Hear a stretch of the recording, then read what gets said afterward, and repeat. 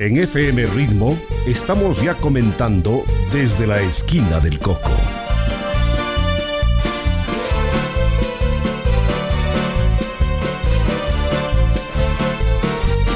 Desde la Esquina del Coco, el pulso de la ciudad que palpita fuerte en los hechos y personajes que han forjado nuestra realidad. Bienvenidos a esta nueva cita en la Esquina del Coco. Viene el Taytaybabura, se ve radiante tu luz. Ibarra, la más querida de las bellezas de mi Ecuador. Cuna de arte, cuna de vida, cálida y linda, tierra de Dios. Siempre orgullosos te cantaremos, Ibarra, leyenda y tradición. Saludos amigos, hoy hemos invitado a nuestro programa al doctor Manuel Ferrer Muñoz, profesor de la Escuela de Psicología de la Facultad de Educación, Ciencia y Tecnología de la Universidad Técnica del Norte, y al magíster Marcelo Almeida Pastor, profesor del Instituto de Posgrado del mismo Centro de Educación Superior.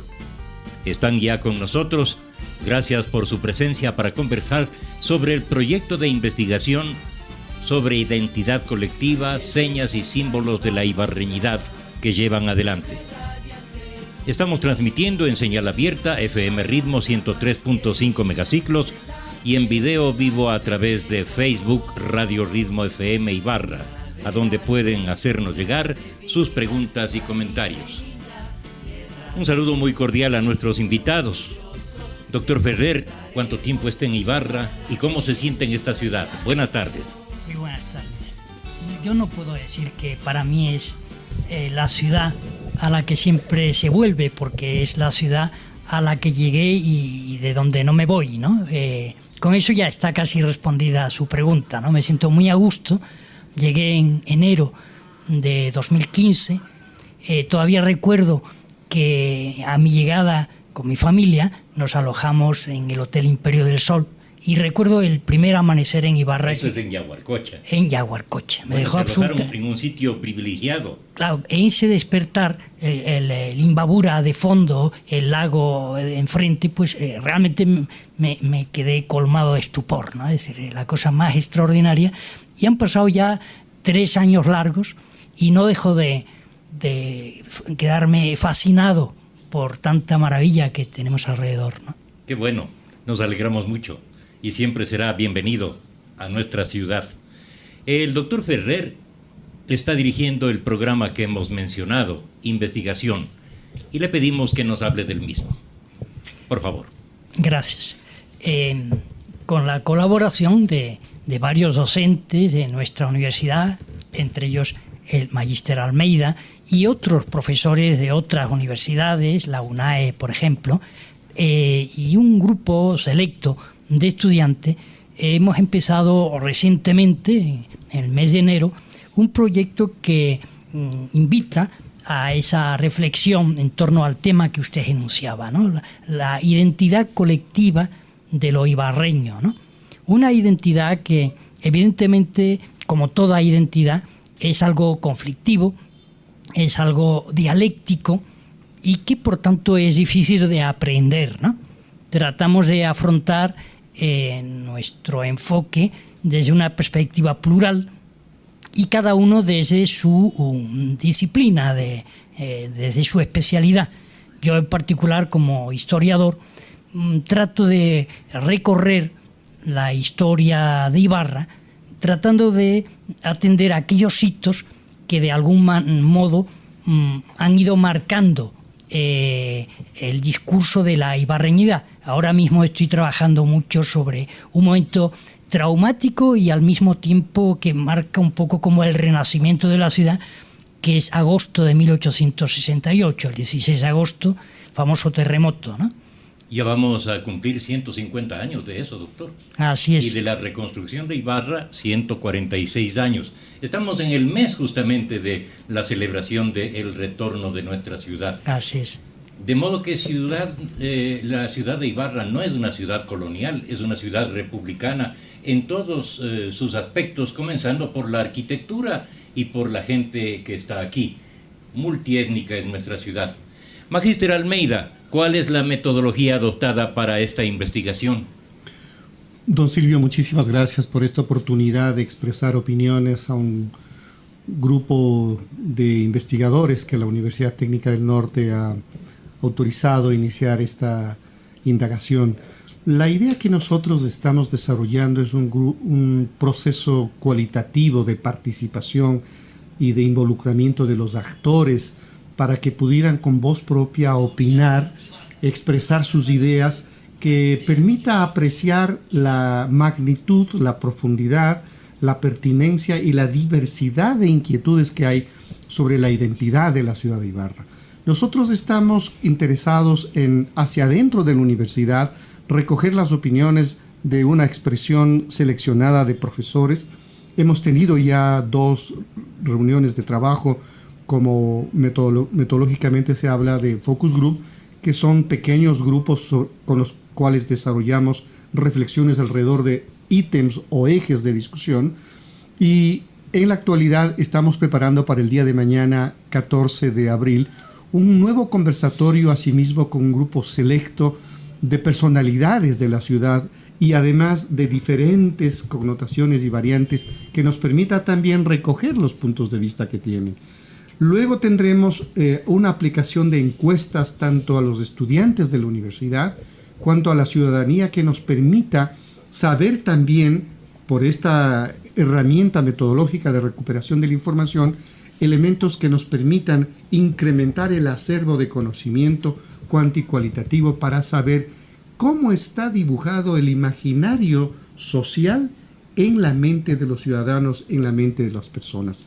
Por supuesto, este imaginario tiene un precedente anterior en las raíces, ni siquiera fundacionales de más de 400 años, sino en las raíces ancestrales sobre las cuales se asentó la ciudad, y esos elementos se ven desbordados en las intervenciones que ya estamos recibiendo. Luego tenemos que mirar la estructura del tipo de ciudad, los propósitos para los cuales fue creada y verla también ahora y en proyección al futuro. Todos esos elementos metodológicamente tienen que ser seleccionados de tal manera que pronto tengamos instrumentos suficientes con las herramientas apropiadas para tener proyectos, propuestas, inquietudes que nos permitan tener el estado de situación y luego con él seguir debatiendo, porque de esto no solamente los investigadores nos nutrimos. Nuestro propósito es que la ciudad pudiera conocer y pudiera decidir también, si ya sabemos quiénes somos, cómo somos, qué estamos haciendo ahora. Lo más importante es saber hacia dónde nos debemos dirigir. Y qué debemos hacer sobre todo, ¿no?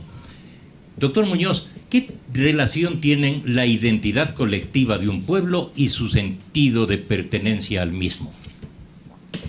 Hablaba antes de que cuando hablamos de una identidad colectiva, estamos refiriéndonos a un concepto que es dialéctico, que lleva consigo mismo su propia contradicción, porque uno se siente de un lugar y al mismo tiempo se siente en lucha contra ese mismo entorno, porque uno aspira a que las cosas cambien, a que ese conformismo que muchas veces se identifica con dejar pasar las cosas como estaban, no va con uno mismo, ¿no?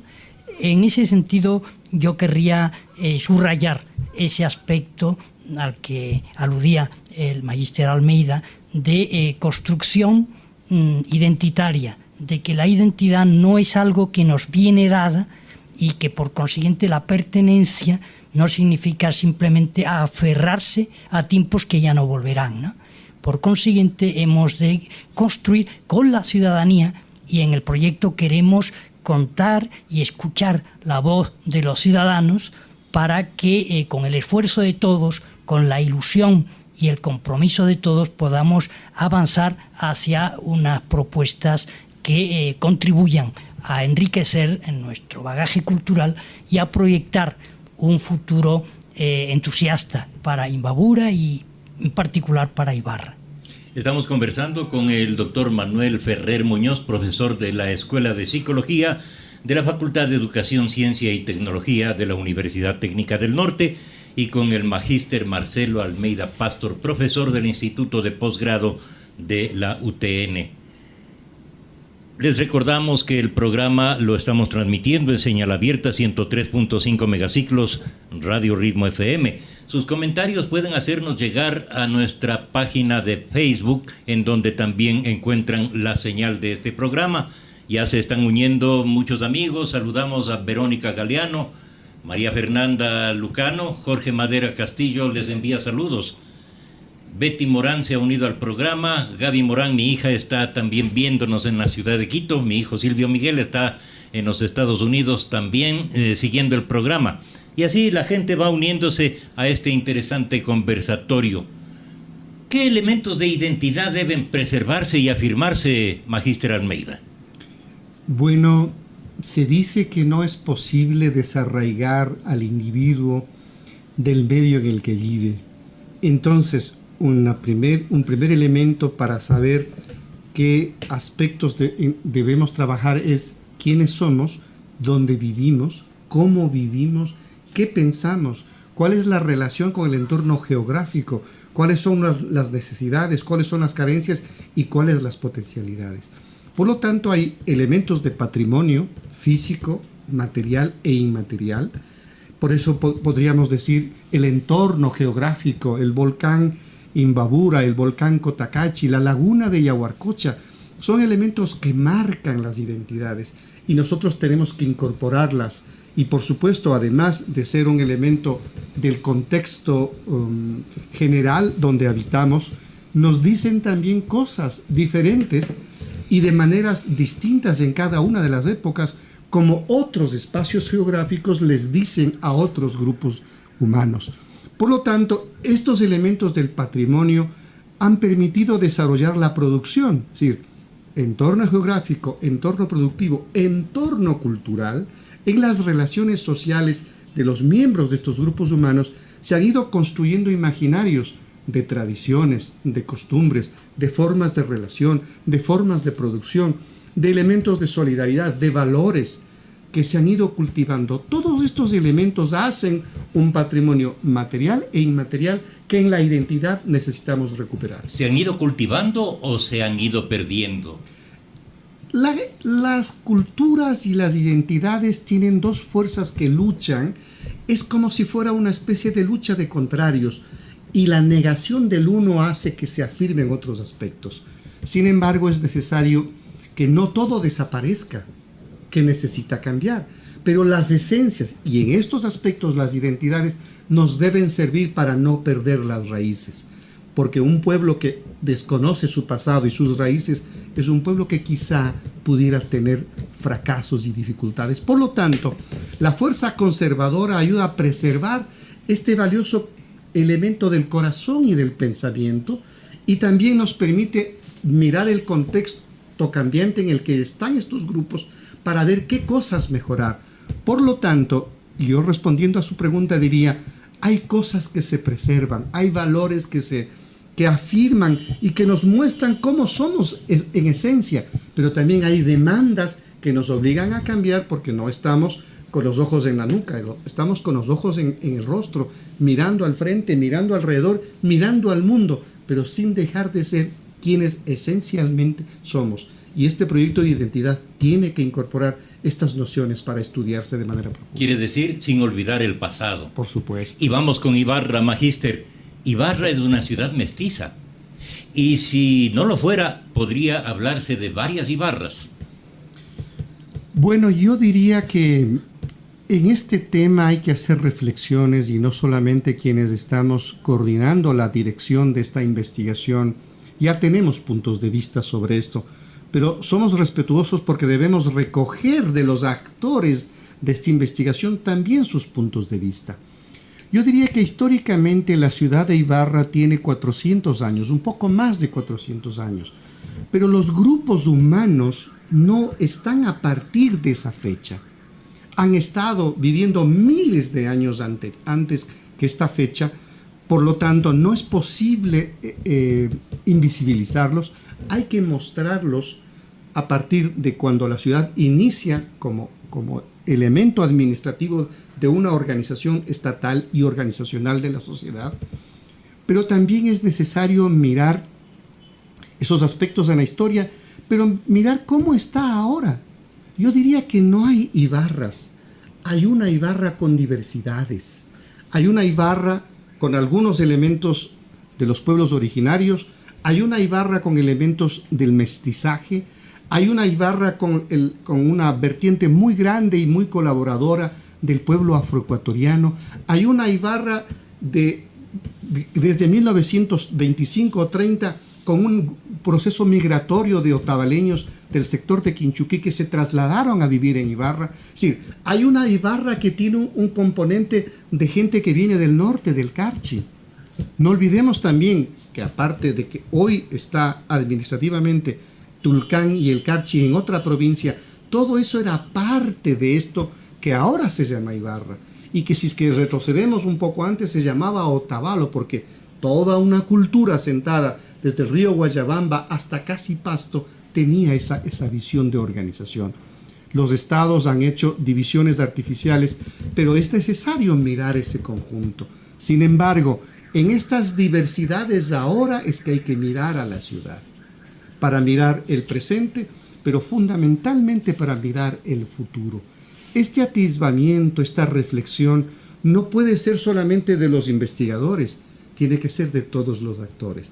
Y en esta investigación les estamos dando la palabra a los actores, estamos reconociéndolos para que todos con sus voces, con sus visiones, nos puedan ayudar a ampliar, a diversificar, a desarrollar las identidades dentro de esta noción de lo que significaría la identidad de Ibarra como ciudad y como cantón. Con lo que nos ha dicho, Magíster, Ibarra puede considerarse una de las ciudades más multiétnicas del Ecuador.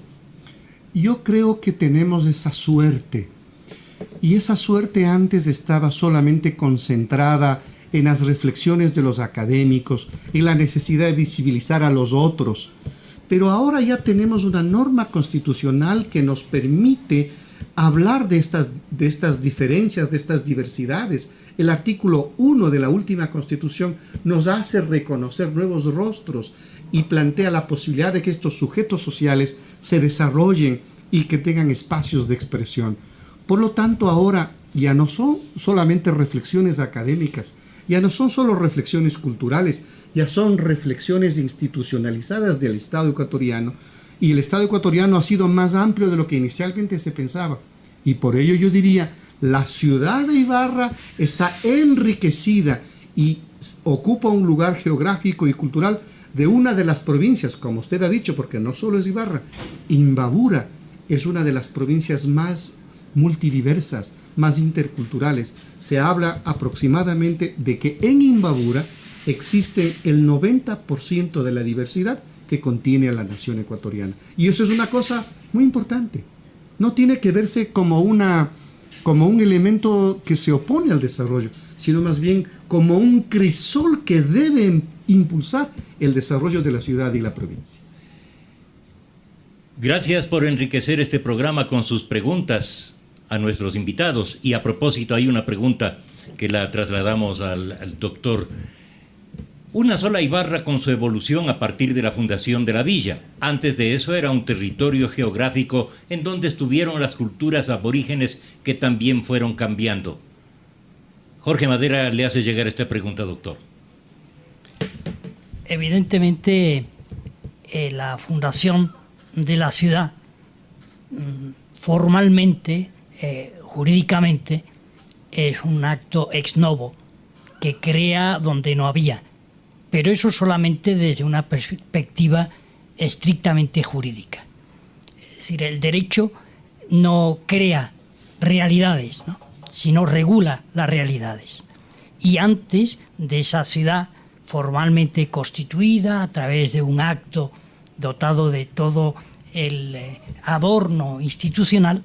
Antes de todo eso existía una comunidad numerosa, Caranqui, que se había apropiado del territorio y había peleado por su territorio ante el expansionismo inca.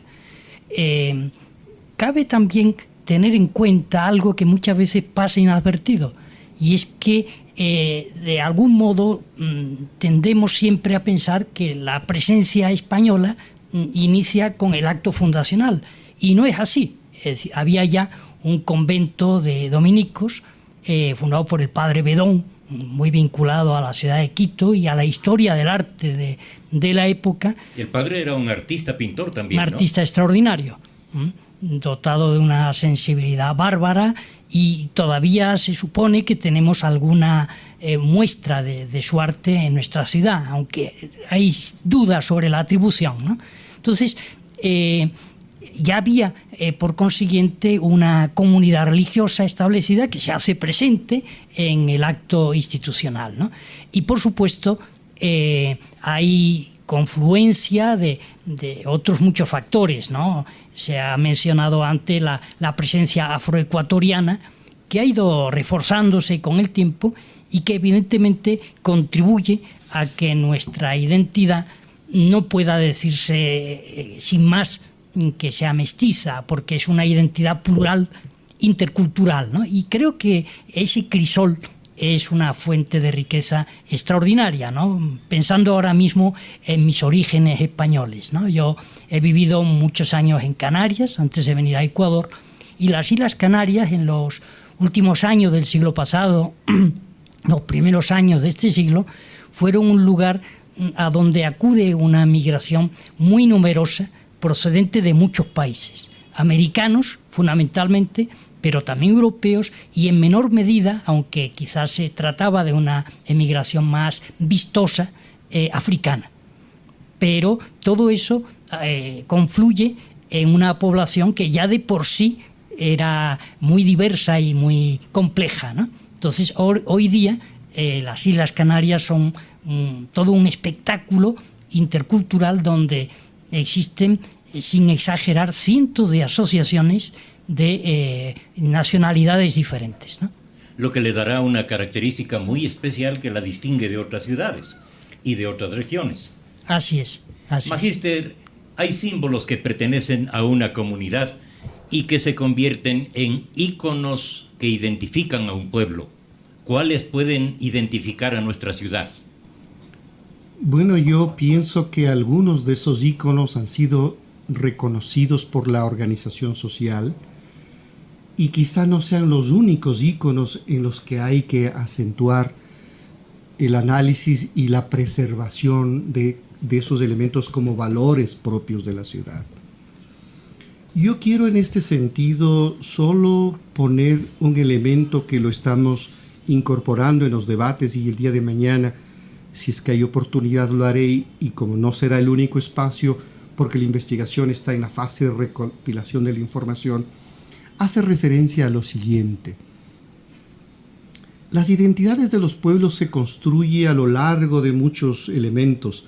Algunos de esas decisiones que son propios y son ya elementos de reconocimiento aceptado, porque hay que entender que todos los elementos del reconocimiento son socialmente aceptados, es decir, pueden ser cambiados. ¿Por quiénes? Por los actores. Hay un elemento que es muy importante que la ciudad pudiera incorporarlos adicionalmente, no me quiero referir a los que ya están, pero creo que tiene un valor inmenso para lo que significa la raíz identitaria o los elementos ancestrales originarios que es necesario pensar. Las culturas que estaban asentadas aquí tuvieron íconos de resistencia muy importantes a la conquista inca y luego a la conquista extranjera, europea, que hay que reivindicarlos. Los historiadores todavía, al trabajar con sus hipótesis, no nos pueden dar siempre todas las respuestas, pero aquí el ícono de Atahualpa tiene que ser repotenciado. No podemos afirmar que él naciera aquí. Eso le iba a decir, hay un poco de polémica en cuanto a Así saber es. dónde nació. Así es. Se afirma que fue en Caranqui O en el Cusco. o en el Cusco Ujú. o en Quito, entendiendo que Quito era una sola cosa con esta región. Ujú. Ese es un elemento que hay que debatirlo, pero si es que eso sirve para afianzar nuestra identidad, hay que emplearla. Perdónenme la digresión, me gustaría plantear un ejemplo que ojalá pueda ser útil en esta argumentación que yo estoy brindando. El pueblo griego está en la historia con una identidad muy fuerte alrededor de seres míticos construidos por el imaginario de sus hijos. No se puede afirmar que esos íconos de la espiritualidad y de la religiosidad existieron, pero les sirven para la identidad. Entonces, estos elementos de los pueblos originarios y aún anteriores a Atahualpa requieren espacios de debate. Ese me parece es un elemento muy importante que hay que discutirlo y probablemente, si es que los colectivos sociales los recogen, hay que fortalecerlo. Otro elemento en la historia que es necesario recuperar, aunque ya parte de ello está, es que Ibarra es una ciudad bolivariana. Esto con la batalla del 17 de julio es muy importante. Ojalá logremos que este sea un ícono de reconocimiento nacional y que se lo asuma así, porque quizá es un elemento que afirmó la independencia de la batalla del Pichincha, porque ocurre exactamente después de ella, poco tiempo después de ella. Pero también hay que recoger un elemento que ya la municipalidad en este año constituyó en ordenanza, que es la erección a categoría de ciudad, que lo hace el mismo Libertador Bolívar. En Otavalo este elemento ha constituido un elemento identitario muy fuerte, pero en Ibarra todavía no es, aunque ya se está visibilizando. Para mí es otro ícono muy importante que hay que estudiar la posibilidad de recogerlo. El tema de la incorporación de los grupos que no necesariamente son mestizos, como la presencia de los afrodescendientes, requiere también incorporarse como un símbolo de la ciudad. Y con todo lo que ellos trajeron, por supuesto, un gran bagaje cultural, ¿no? Por supuesto. Por lo tanto, mire, yo le he dado 3 elementos nuevos, pero otros ya están. Creo que un fuerte elemento identitario es la reconstrucción de la ciudad. Ese es un elemento fuerte, trabajado, y que hay que mantenerlo, que hay que conservarlo, que hay que desarrollarlo, que hay que seguir investigando para que se pudieran mirar otros puntos de vista de qué significado tiene. Y no solamente como un hecho natural, sino qué cambió en Ibarra, cuál es la diferencia entre antes y la reconstrucción, y mirar ahora para qué pudiera servir ese ícono para mejorar la ciudad. Sobre eso voy a reflexionar en 2 ideas. La una, ¿por qué no pensar en el río Tahuando para no estar de espaldas a él e incorporar ese elemento del patrimonio material al desarrollo de la ciudad? No hemos tenido una actitud apropiada con ese elemento del paisaje y del entorno. Es necesario repensar. Otra idea, la distribución arquitectónica que ahora tiene la ciudad con el tema del entorno y el ambiente. Ibarra no tiene pulmones suficientes y es necesario repensar la construcción y el desarrollo de la ciudad para que tenga armonía con estos elementos geográficos y naturales. Hay muchas cosas en las que pensar, hay muchos nuevos elementos en los que reflexionar para construir más íconos que ayuden a afianzar, ayuden a hacer orgullosos a sus hijos, a sus integrantes, a sus instituciones, que planteen las posibilidades de afianzar, de cohesionar, de afirmar a los seres humanos, de afianzar, de cohesionar y afirmar también los procesos de relación social y los procesos de relación productiva y natural. Estas ideas le pongo en el tapete porque hay que desarrollarlas todavía, aparte de otras, que entiendo que Manuel se referirá, a otros elementos que ya están como íconos de la identidad de la ciudad. Quería Muy bien, pues doctor, entonces le doy la palabra. Marcelo mencionaba la palabra reconstrucción y debo decir que llevo una temporada consultando documentación de archivo y algunos impresos de la época de 1869, muy interesantes, ¿no? Que recogen cuál es la reacción de las personas que vivían y sobrevivieron al desastre del terremoto en las fechas inmediatamente posteriores, ¿no? El golpe fue terrorífico. Una ciudad con más de 9.000 habitantes queda arrasada en cuestión de segundos y apenas hay un poco más de 500 sobrevivientes. La primera reacción fue de pasmo, de incapacidad de reacción. De hecho, cuando García Moreno llega como jefe político y militar, una de sus primeras disposiciones es suspender al gobernador Zaldumbide, ¿no? Disposición que sinceramente creo que era muy objetable, porque con los recursos de que disponía entonces el gobernador poco se podía hacer, ¿no? Pero en todo caso, lo interesante es apreciar en el curso de los meses siguientes, hasta diciembre, hay una duda que atenaza los ánimos de las gentes que están en el llano de Monjas, ¿no? Y es, ¿queremos volver a Ibarra? Y hay una opinión mayoritaria, y así consta en las actas del municipio, que no, que tenemos que irnos aquí. Después se va a cambiar ya ese criterio, ¿no? Pero hubo un amplísimo debate y hubo una unanimidad prácticamente absoluta en el mes de diciembre de 1868. Los ibarreños que sobrevivieron, horrorizados por lo que había ocurrido, piensan en refundar la ciudad, pero en otro espacio y como de alguna manera queriendo desentenderse del desastre que allí había quedado, un desastre que hasta se tragó los archivos municipales, ¿no? Es decir, que en cierta manera borró o trastornó parte de nuestra propia historia. Hay un aporte desde nuestra red social. Jorge Madera dice, no solo es el derecho, es el ingreso de toda una cultura que trae cosas que no existían. Se establece una forma de vida que no existía y se empieza a escribir una nueva historia, por lo tanto, una nueva identidad. Doctor. Totalmente de acuerdo, porque detrás del derecho hay un Estado con un propósito de imponer unas normas, unos valores, no solo ya políticos, sino religiosos, con una pretensión de fundar una nueva sociedad que debía ser, de algún modo, el reflejo de la sociedad europea, ¿no?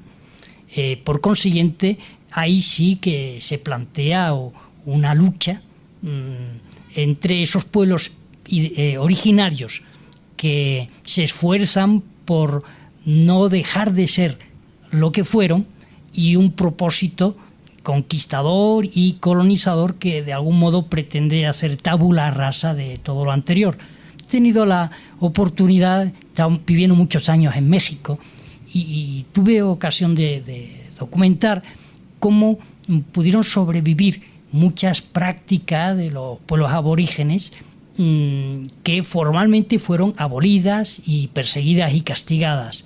Sin embargo, siglos después, sobre todo en los espacios rurales, había espacios de libertad, podríamos decir, de una libertad escondida, donde persistieron y donde sobrevivieron algunos de esos cánones que estuvieron vigentes antes de la llegada de los españoles. Magíster, ¿qué le parece si le consideramos al ferrocarril como otro de los íconos de nuestra ciudad, como algo que vino a afirmar el sueño y la visión de la Fundación de Ibarra de unir la sierra con la costa y que ha gravitado enormemente en nuestra ciudad? Y yo pienso que hay que incorporar en estas reflexiones no solamente el tema del ferrocarril, y antes que el ferrocarril, la idea del puerto seco y la idea de la conexión con el Océano Pacífico, que era una de las razones constitutivas de la fundación de la ciudad. O sea, esos son elementos que hay que reposicionarlos y ojalá eso nos permita ahora encontrar realizaciones, claro, porque son deudas sociales e históricas de las que no podemos renunciar. Yo diría que estos aspectos nos tienen que hacer pensar en una Ibarra que afiance las ansias de desarrollo y progreso económico de su gente. Y esta salida al mar y esta comunicación nos tiene que ilusionar para vernos en otras dimensiones que la historia todavía no le ha permitido a la ciudad y que es necesario que sea un desafío actual para posicionar como otro ícono importante de lo que es, lo que fue en el inicio, lo que no ha logrado, pero lo que tiene que llegar a ser. Esta idea, este sueño, tiene que servir para cohesionar. Y la identidad bien llevada debe generar un fenómeno similar al de la selección nacional de fútbol. Podemos tener simpatía por muchos clubes deportivos, pero cuando juega la selección, todos somos el Ecuador. Todos somos tricolor. Por lo tanto, si es que tuviéramos diferencias de cómo proyectar el futuro, estos sueños de comunicar a la ciudad de Ibarra con otras zonas geográficas hacia la costa son muy importantes. Y le digo, don Silvio, que antes de esto también ya hubo un elemento. Los pueblos precolombinos estaban conectados entre Pimampiro, Urcuquí, es decir, entre la costa y el oriente. Era una franja era un corredor comercial muy importante. Los vestigios y las investigaciones arqueológicas ya hablan de elementos de esa naturaleza.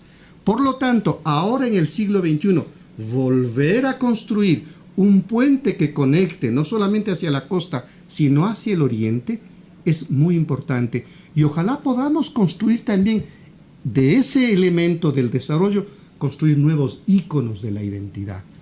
Yo quiero señalarle otra cosa que es parte de la riqueza, los procesos migratorios, algunos con dolor, porque en la colonia, cuando la conquista ocurrió, salieron por Pimampiro hacia el oriente. Todos los pueblos quichuas del oriente, de la zona norte del país, fueron habitantes de esta región. Por lo tanto, esos corredores comerciales, por lo tanto, esos corredores de comunicación en la modernidad tienen que servirnos para que, unidos todos los elementos tecnológicos y el conocimiento, nos ayuden a mirarnos, como suelen decir, alto y lejos, porque esos son los elementos nuevos de los imaginarios de la identidad que hay que construir. Cierro mi argumentación con el origen de su pregunta. Es que el ferrocarril cumplió ese rol.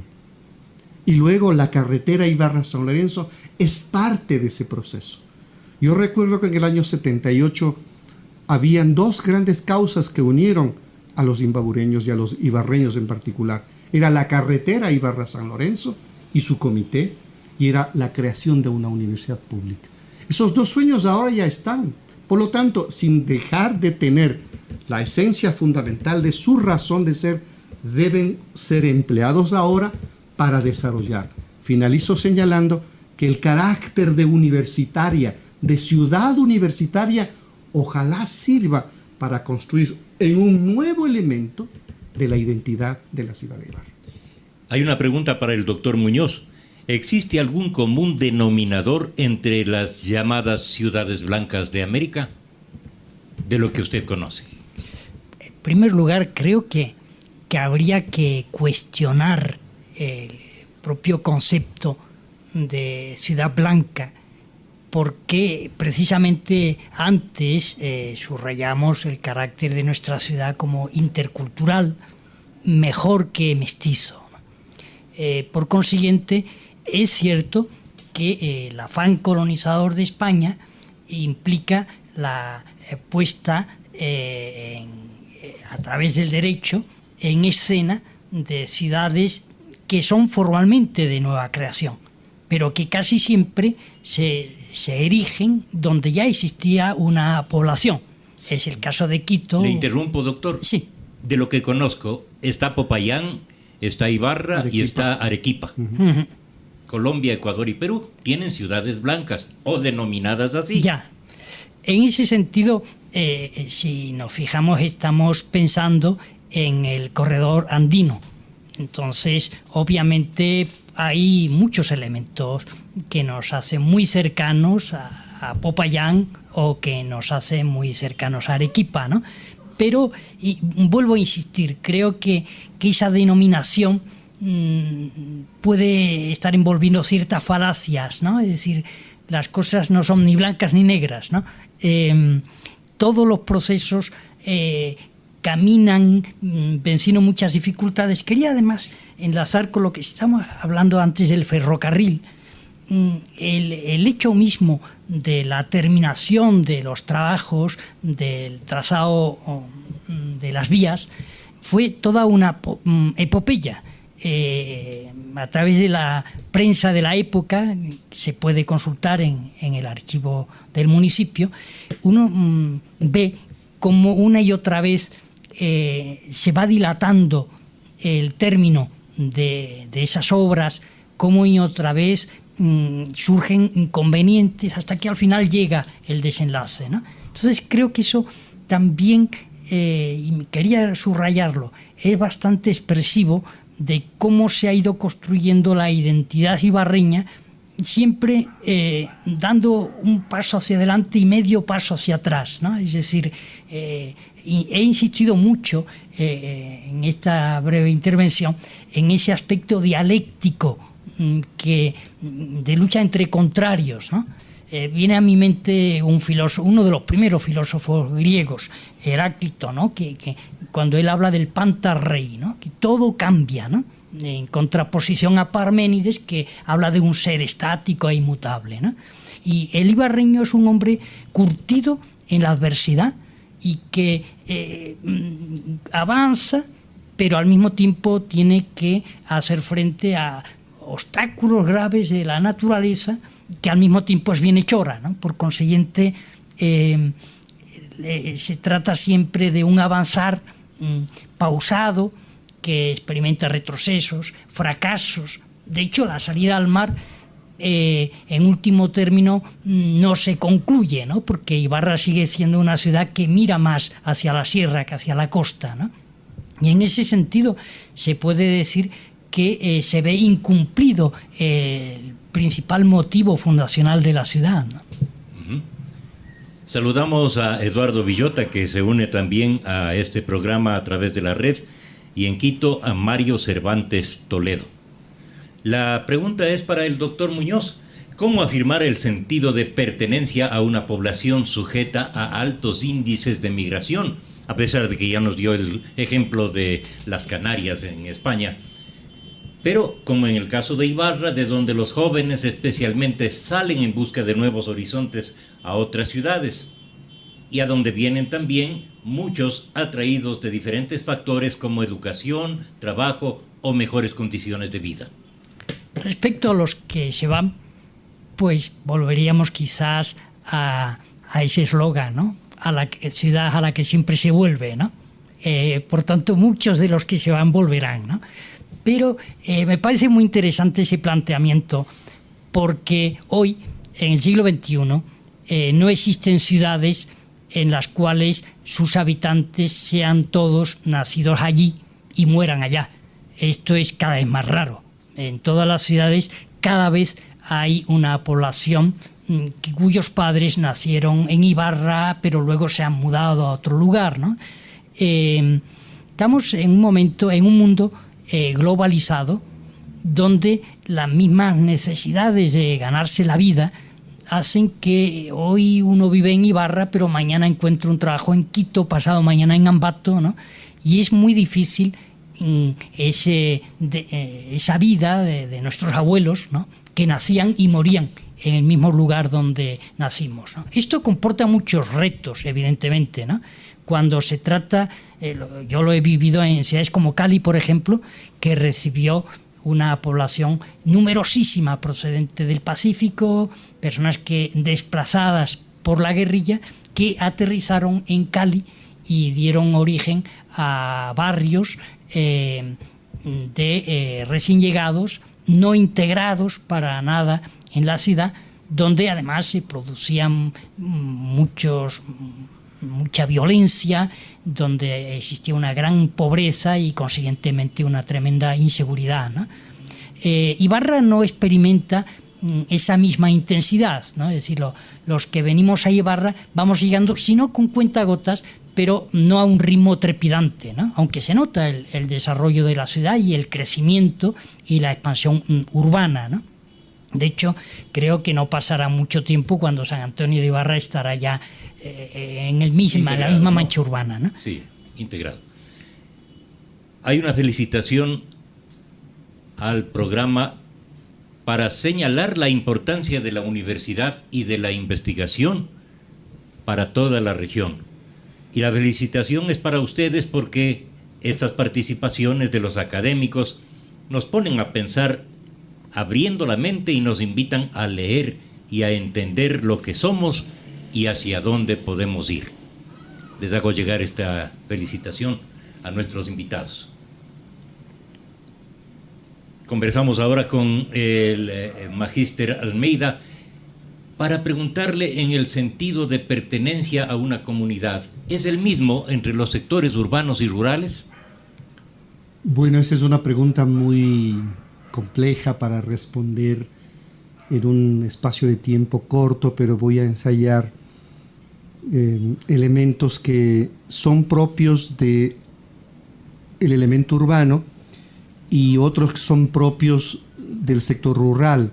Ambos tributan en los procesos de integración.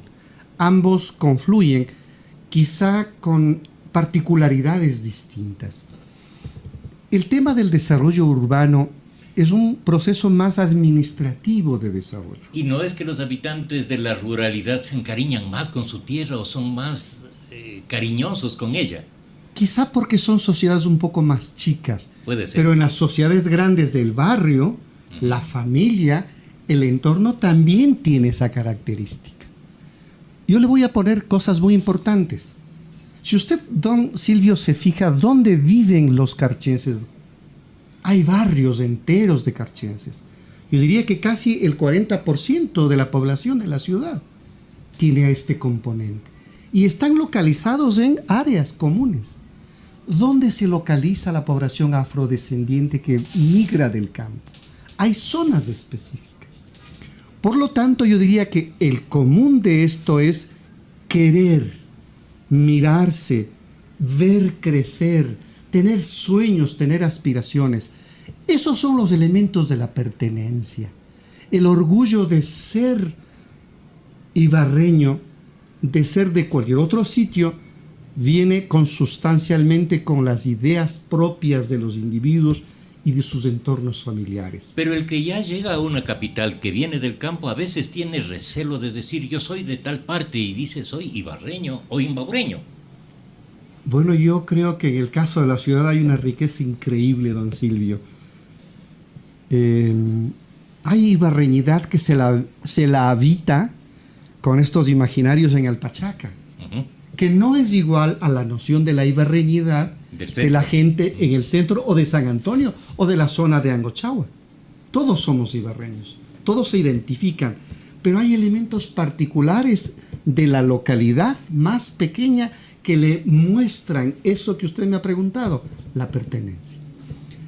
El trabajo de la identidad y de la reflexión que promueven esta investigación, de la cual yo me siento muy entusiasmado, porque es como desempolvar cosas que me permiten a mí saber quién soy, qué tengo ahora y para dónde puedo ir como individuo y como sujeto social.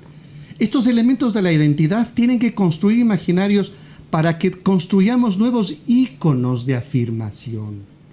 Y esta investigación que hace la universidad a través de este pequeño grupo de investigadores y que embeleza a ciudadanos como usted, don Silvio, que embeleza a personas que nos están siguiendo ahora en el Facebook. A propósito, saludamos a Patricia León en Quito. Qué bien, qué interesante, qué emocionante mirar. Vea cómo interactúa el público, ¿no? Ajá. Y esto de la tecnología en el siglo XXI hay que leerlo también con relación a las identidades y a la pertenencia. Y aquí porque es va a muy venir dinámico. la siguiente pregunta, pero termine lo anterior. La idea, don Silvio, es que esta pertenencia tampoco es algo congelado. Es un enamoramiento, es algo que gusta, es un pequeñito elemento que puede disparar la apropiación. ¿Qué me hace que quiera a mi ciudad? ¿Qué me hace que la defienda? ¿Qué me hace que luche por ella? Algo en lo individual y algo en lo colectivo. Por ello, la pertenencia es diversa y además está leída desde diferentes posiciones por los actores. La idea es, en la identidad macro, construir una red de elementos que puedan ser íconos y que puedan generar este proceso de apropiación individual y colectiva. De eso se trata. Y quiero cerrar la idea. La universidad, como institución social, nació hace cerca de 1000 años en la cultura occidental para esto. La universidad tiene que despertar, tiene que ser el elemento de inflexión que nos permita, el escenario que ocupe el debate y la argumentación. Y eso es lo que queremos también que ocurra no solo adentro de la universidad, en la formación, sino que la ciudad sea universitaria. Y en esta universidad amplia social tenemos que formar a los nuevos ibarreños, a los nuevos ciudadanos. Me gustaría, doctor, abundar otra vez en comentarios que acaba de hacer Marcelo. Hoy, esta tarde, antes de venir aquí, asistí a un acto universitario en honor del maestro. Por cierto, no nos ha felicitado, estamos esperando esa felicitación. Felicidades al maestro ecuatoriano. Y en ese acto universitario intervinieron varias personas, ¿no? Uno de ellos era un antiguo rector de nuestra casona universitaria, Antonio Pozo. Y ahí el doctor Pozo apuntaba algo que a mí me parece que es muy interesante y que va exactamente en la misma línea de lo que tú, Marcelo, acabas de decir, ¿no? La universidad, que es un elemento clave para la Ibarra de este tramo del siglo XXI, Ibarra no se entendería hoy sin su Universidad Técnica del Norte. La universidad no puede ser una especie de torre de marfil aislada de los movimientos sociales. En la universidad no pueden llevarse a cabo debates ajenos a lo que preocupa a la gente de a pie. No tiene sentido que debatamos sobre el sexo de los ángeles, ¿no? Sino que tenemos que convertir la universidad en un espacio de debate sobre cuestiones palpitantes, ¿no? Hoy, por ejemplo, ante el vil asesinato de estos 3 periodistas, creo que esto invitaría a un debate a fondo para tomar conciencia en la universidad, desde la universidad y con la ciudadanía, qué es lo que está pasando, porque esto nos concierne. La universidad no puede decir, no, es que esto fue a unos cuantos kilómetros lejos de nuestra casita, ¿no? Es decir, como ciudadanos de Ibarra, tenemos que sentirnos urgidos a la búsqueda de soluciones ante problemas que se ciernen sobre nosotros y que no son cualquier cosa. Estamos en una zona que tiene muy apetecida por el narcotráfico. Por consiguiente, no podemos decir que estamos en el paraíso terrenal, ¿no? Es decir, paraíso de acuerdo en muchos aspectos, ¿no?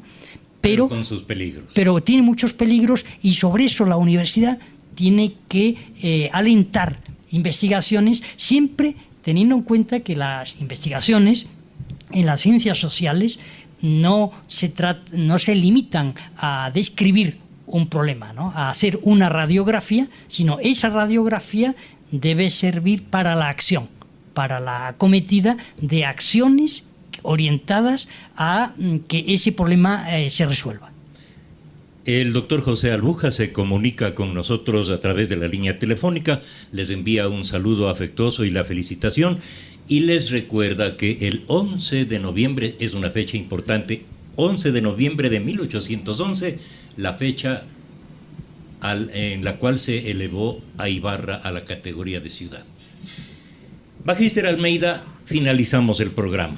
¿Cómo impedir que se pierdan los valores de identidad en una sociedad globalizada, en donde ya no es imposible viajar a cualquier parte, o cuando la comunicación instantánea a través del Internet o las redes nos pone juntos en cualquier parte del mundo? Yo pienso que es un adelanto que tiene fortalezas, pero también puede tener peligros. La globalización per se no es mala, pero también hay que mirar los riesgos que hay. Podemos entender que estamos en un mismo planeta. Es muy importante que tengamos conciencia de defenderlo, de cuidarlo, pero no podemos homogeneizarnos. Esta amplia diversidad de la humanidad, que en este elemento de identidad de la ciudad de Ibarra que estamos conversando, no perdamos nuestra esencia de ser ibarreños. Y eso es posible solo con la reflexión, solo con la educación. Ese es el papel que las entidades educativas tenemos, porque en nuestras manos está depositado la confianza social de cultivar y de formar a las nuevas generaciones y a los nuevos ciudadanos. ¿Cómo no perder? Reflexionando, pensando, defendiendo, luchando por lo que somos, por lo que queremos ser, sin perder la visión global y sin perder la visión local. Quizá, como dirían los investigadores, teniendo una afirmación local. Mirarnos en el mundo sin extinguirnos como esencia particular, mirarnos en la diversidad. Y esos valores son los de las identidades. Y estos elementos de la identidad de Ibarra los tenemos que seguir trabajando y construyendo nuevos elementos, nuevos íconos que afiancen en este grupo poblacional estas particularidades de la diversidad. Muy bien, muchas gracias. Qué interesante conversar con ustedes. El doctor Manuel Ferrer Muñoz y el magíster Marcelo Almeida. Nos hemos nutrido del conocimiento de ustedes. Ha sido un programa muy interesante. Tenemos muchos comentarios en las redes sociales. Les invitaremos en otra oportunidad. Las puertas de la radio están siempre abiertas. Y les invitamos a que sigan el programa a través de la red social de YouTube. Estará ya a continuación en la página de YouTube de la radio. Pueden volver a escucharlo en nuestra frecuencia 103.5 el día domingo a las 8:30 de la mañana. Quiero agradecerles nuevamente por su participación y quiero también expresar las gracias a todos quienes nos han seguido a través de las redes sociales, a través de la línea telefónica, a través de la frecuencia de FM Ritmo, en esta nueva emisión de La Esquina del Coco en la frecuencia 103.5. Nos veremos en otra oportunidad. Muchísimas gracias a todos ustedes.